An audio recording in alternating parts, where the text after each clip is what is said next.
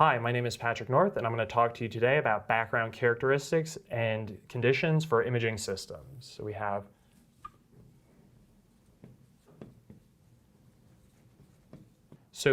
for your imaging systems, the system that you have could be built specifically to collect on a particular target of interest.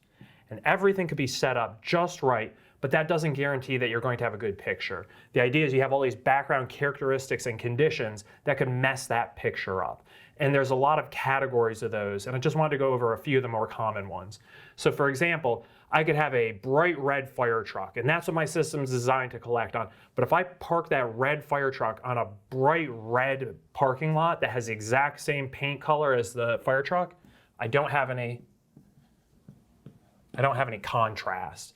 And you're never going to see a target defined against this background if they're the same color. You're never going to be able to pick that needle out of the haystack. In addition to the contrast, you have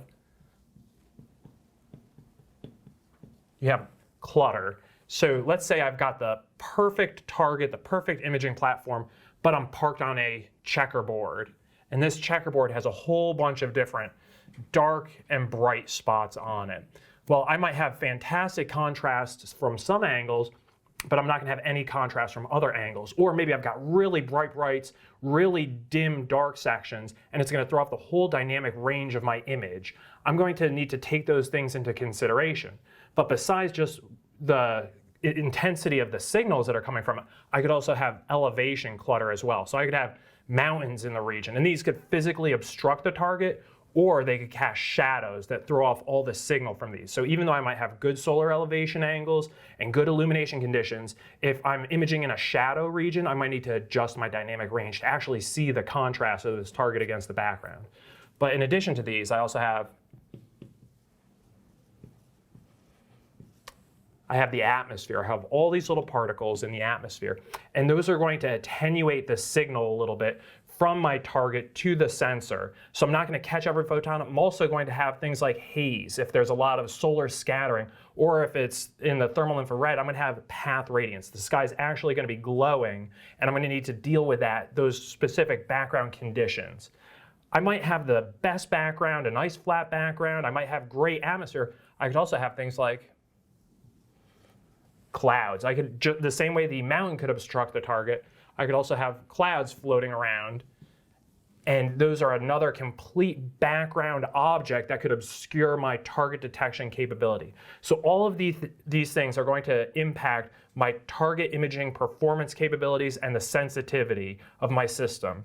However, these are sort of a snapshot in time items. You also have things that are seasonal. So for example, throughout the year, I could have my summer months where I've got a lot of sunlight every day, and I've also got my winter months where I'm going to have a lot more dark times. Your system could be spec'd with a 30% solar elevation angle, and at some northern latitudes during the winter, you might never see a 30-degree solar elevation angle because it's just their winter time. The sun's never going to get that high in the sky. Or you could have monsoon season, and for entire months, those conditions are going to prevent you from taking the types of images of the targets that you're interested in. So there's seasonal variability.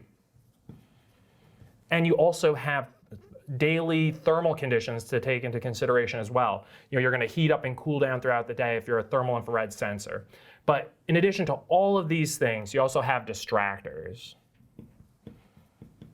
So these are the photobombs where you just have something that catches a solar glint, and it sends so much target at your sensor that it throws off maybe your dynamic range, or maybe it's in the vicinity of your target.